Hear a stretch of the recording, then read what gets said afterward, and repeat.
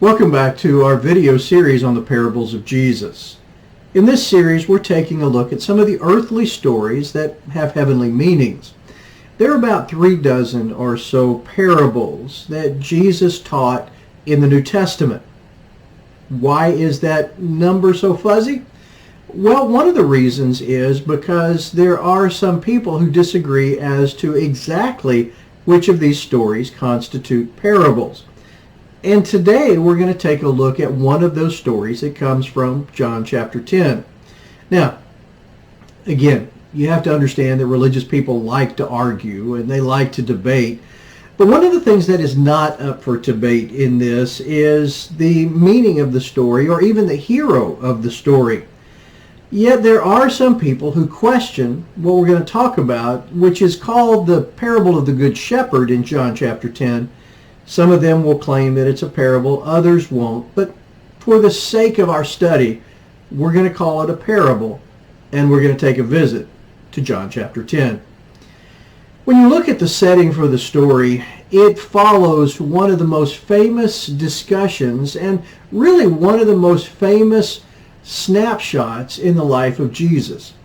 John chapter 9 is the story of how Jesus healed the blind man. And while this in and of itself is an incredible story, the background for that account adds so much to the story itself. In John chapter 9, Jesus had healed a man who was born blind, and this created a huge debate on the true nature of Jesus. Now, I'm not going to walk you through that story, but if you want to go back and take a look at it, it probably would help kind of set the background for what we're going to be talking about. However, at the end of chapter 9, there is a challenge, and that challenge is who's going to accept Jesus as the Messiah. Collectively, the Pharisees and the religious aristocracy were against Jesus. On the other hand, a lot of the common folks, and especially those that were directly impacted by the power of Jesus, they accepted him for who he said he was. So they became part of what we're going to find out are his sheep. In John chapter 10, there's a story about what it means to be covered by the great shepherd. So let's delve into the story by reading the thesis statement. John chapter 10, verses 1 through 5. Jesus says, "Truly, truly, I say to you, he who does not enter by the door into the fold of the sheep, but climbs up some other way, he is a thief and a robber. But he who enters by the door is a shepherd of the sheep. To him the doorkeeper opens, and the sheep hear his voice, and he calls his own sheep by name and leads them out. When he puts forth all his own, he goes ahead of them, and the sheep follow him because they know his voice. A stranger they simply will not follow, but will flee from him because they do not know the voice of the strangers." Now, that's the background. But listen to what Jesus has to say about himself in verses 7 through 10. "So Jesus said to them again, 'Truly, truly, I say to you, I am the door of the sheep. All who come before me are thieves and robbers, but the sheep did not hear them. I am the door. If anyone enters through me, he will be saved and will go in and out and find pasture. The thief comes only to steal and to kill and destroy. I came that they may have life and have it abundantly.'" In these two sections, Jesus lays out two important points. First, he is the true shepherd, the protector and the savior of the flock. And secondly, anyone else who claims to be the shepherd is a thief and a robber. Within this context, we can easily understand what Jesus is talking about. And really, he's talking about the Pharisees. But he doesn't stop there. Basically, he says anyone who pretends to be the shepherd, the savior and the protector of the sheep, is a thief. The religious leaders of the day weren't the first ones to make false claims about their role in the salvation of the Jews, nor would they be the last. The followers of God would not be saved by some human doctrine or religious commentary. They, and now today we, need the Good Shepherd for that. Jesus came not to protect some religious principle, but to bring about abundant life. It's one thing to make this claim, but where's the proof? Jesus could have referred to how he had healed the blind man and had chosen this to demonstrate his validity as the Good Shepherd, but he decided to use a different claim, something that would be more concrete, his life and his death. In verses 11 through 18, Jesus makes a prophecy and then also makes a commitment. He says, I am the Good Shepherd. The Good Shepherd lays down his life for his sheep. He who is a hired hand and not a shepherd, who is not the owner of the sheep, sees the wolf coming and leaves the sheep and flees, and the wolf snatches them and scatters them. He flees because he is a hired hand and is not concerned about the sheep. I am the Good Shepherd, and I know my own, and my own know me. Even as the Father knows me, and I know the Father, and I lay down my life for my sheep. I have other sheep which are not of this fold. I must bring them also, and they will hear my voice, and they will become one flock with one shepherd.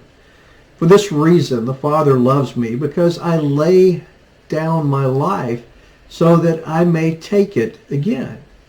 No one has taken it away from me, but I lay it down on my own initiative, and I have authority to lay it down, and I have authority to take it up again. This commandment I received from my Father. Jesus states that the quintessential characteristic of the Good Shepherd is to protect his sheep with his life. No hired man would risk his life to protect the sheep of someone else, but the shepherd loves his sheep so much that he would be willing to die for them. Jesus would reiterate this commitment to his people a short time later. In John chapter 15, verse 13, he would say it this way, Greater love has no one than this, that one laid down his life for his friends. Yet his greatest proof would come a short time later when he actually did lay down his life for his sheep and for all mankind. The great shepherd would go to the cross for them. This would become proof of his absolute love for his flock, or we would later find out, his church. Now, before we move on, there are a couple of observations I want to make about this parable. The first one is that we get a glimpse into the resurrection of Jesus.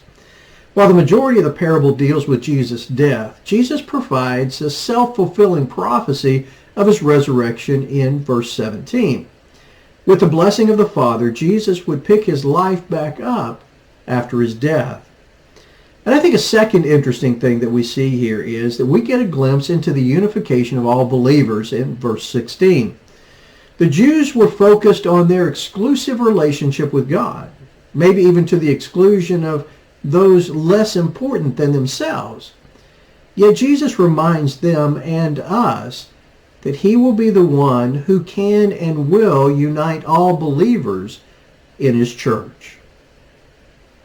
Now, what is Jesus trying to say? What was he trying to say to those in the original audience? I think the primary lesson is that Jesus was the real deal.